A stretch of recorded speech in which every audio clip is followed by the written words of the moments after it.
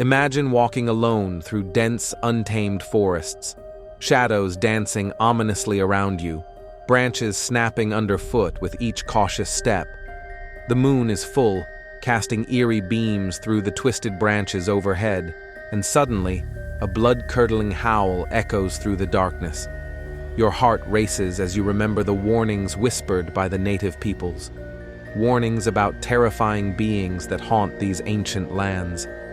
These are the Native American legends that struck fear into the hearts of colonial settlers, chilling tales that made even the bravest souls shudder. The Wendigo, a creature deeply rooted in Algonquian folklore, is perhaps one of the most terrifying legends settlers encountered. This monstrous spirit, born of human desperation and cannibalism during brutal winters, transformed its victims into insatiable, flesh-eating horrors. Settlers were cautioned about wandering too far into the wilderness, especially during winter's harshest months. Many reported terrifying encounters with grotesque beings, emaciated yet supernaturally strong, with eyes glowing like embers. Stories of entire families disappearing without a trace spread rapidly, fueling panic and paranoia. The settlers began to associate any unexplained disappearance or madness with the dreaded Wendigo. In New England, settlers encountered chilling tales of the Pukwudgie, mischievous but malevolent forest spirits described by the Wampanoag tribe. At first glance, these diminutive creatures seemed harmless, standing only knee-high to an adult. However, their intentions were sinister. With sharp teeth, poisoned arrows, and the ability to vanish at will, Pukwudgies lured settlers deep into forests with whispers that mimicked loved ones, leading them astray, never to be seen again. Reports from settlers detailed terrifying experiences, eerie laughter echoing through trees, arrows striking silently from nowhere, and shadowy figures darting just beyond sight. Fearful colonists would refuse to venture into the woods alone, convinced these creatures watched and waited patiently for their next victim. Farther south, in the dark swamps of colonial Virginia, settlers trembled at stories of the legendary creature known as the Uktana, originating from Cherokee lore. Described as a massive horned serpent covered in impenetrable scales and bearing a gemstone between its eyes, said to possess hypnotic powers, the Uktana was an embodiment of primal terror. Settlers recounted unsettling events, livestock mysteriously slaughtered, mysterious lights hovering above swamps, and inexplicable vanishings along riverbanks. The mere thought of encountering this monstrous serpent kept many colonists away from riverbanks after dusk, fearful that one glance into the creature's hypnotic gem would seal their doom. Meanwhile, the Iroquois Confederacy recounted harrowing tales of the flying heads, disembodied giants' heads with ravenous appetites. These ghastly creatures floated silently above colonial settlements, attacking unsuspecting victims with teeth sharp enough to tear flesh effortlessly. Colonists described blood-chilling screams echoing in the night, discovering mutilated animals and occasionally human remains left scattered in horrific scenes. The legend of the flying heads became so pervasive that nightly curfews were imposed in some settlements, the settlers fearful to leave their homes after sundown lest they become the creature's next meal. The legend of Spearfinger, another Cherokee tale, painted nightmares for settlers. This shape-shifting witch had skin made of stone and a deadly obsidian finger, which she used to pierce the hearts of her victims and devour their livers. Spearfinger could mimic human voices perfectly, often impersonating loved ones to lure her prey close. Settlers spoke of nights filled with terror, hearing familiar voices calling softly from the woods, only to realize too late the horror waiting just beyond the tree line. Families would gather around fireplaces, clutching their loved ones close, praying that Spearfinger would not choose their home for her grisly feast. Another fearsome creature haunting colonial settlers' imaginations was the Thunderbird, a legendary being revered and feared by various native tribes across the continent. According to legend, The thunderbird was a massive avian creature whose powerful wings caused thunderstorms with each beat, its eyes flashing lightning and its cry echoing as deafening thunder. Colonial reports detailed livestock and even people snatched into the sky by colossal winged creatures, leaving behind only bloodstains and scattered feathers.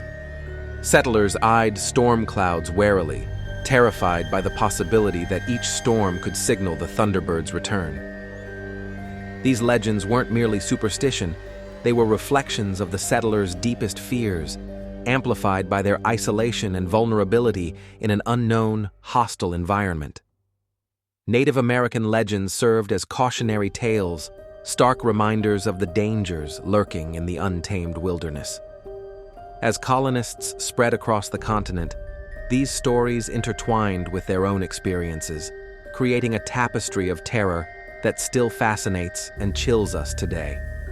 Indeed, these legends have endured precisely because they strike a primal chord of fear, tapping into the universal dread of the unknown, a fear colonial settlers understood all too well. Yet another chilling legend that gripped the hearts of colonial settlers was the Skadegamutc, creatures from Wabanaki folklore. The Skadegamutc were sinister undead beings born from the restless spirits of those who died violently or dishonorably. Unlike typical ghostly apparitions, these spectral horrors retained their human form but were twisted into ghastly parodies of life, cursed to endlessly hunt the living. Settlers reported nightmarish encounters with figures that looked familiar, yet emanated a palpable aura of dread and decay.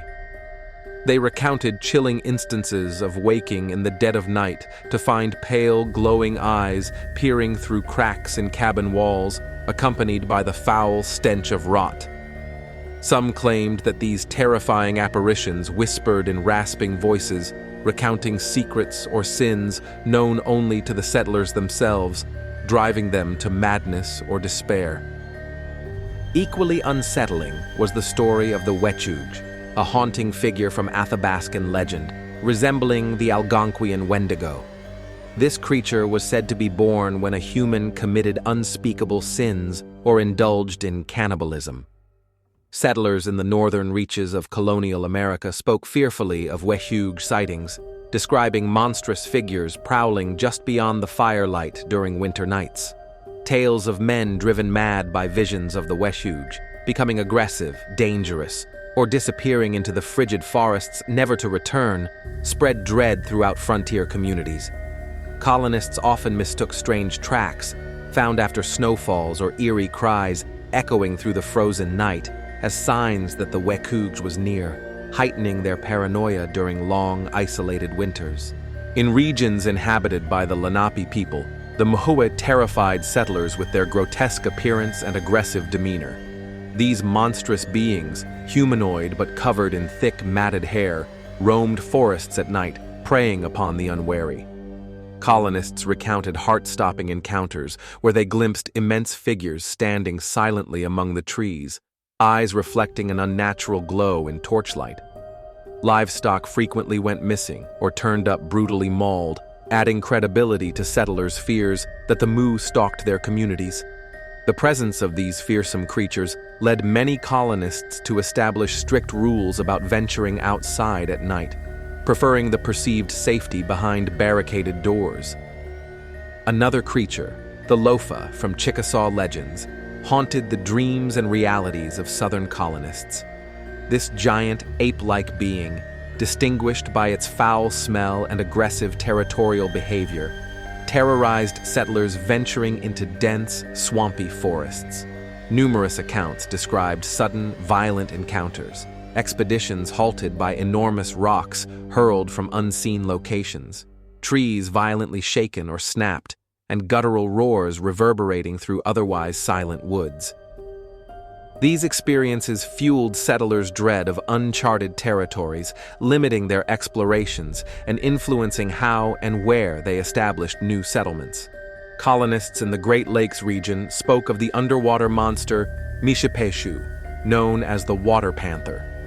According to indigenous legends, Mishipeshu inhabited lakes and rivers, fiercely guarding its territory. Settlers described horrific events, boats mysteriously capsizing, crew members disappearing beneath calm waters without a trace, and inexplicable storms erupting on previously tranquil lakes. Witnesses reported glimpses of enormous, shadowy shapes gliding beneath their boats, accompanied by a deep, resonant growl echoing from the depths. The terror of encountering Mishipeshu was enough to keep many settlers firmly on dry land, despite the rich resources these waterways promised. Further amplifying settlers' fears was the legend of the hide-behind, a creature notorious in frontier folklore. This elusive predator, adept at hiding behind trees and rocks, was said to snatch unsuspecting settlers venturing too far from established communities, leaving no trace but eerie silence. Tales described the hide-behind as impossibly swift and cunning, always lurking just out of sight, ready to attack the moment someone turned their back. Its presence was felt most keenly in logging camps, where workers refused to stray from groups, convinced that solitary workers would vanish, victims of this stealthy terror. Each of these legends reflected not only indigenous folklore, but also the settlers' deepest anxieties, fears born from the relentless dangers of the unfamiliar wilderness. The blending of Native American myths with colonial experiences created a rich tapestry of terror, cautioning settlers against complacency in a land that was far from tame. Even today, these stories resonate profoundly, capturing our imagination and reminding us of humanity's timeless vulnerability in the face of the unknown.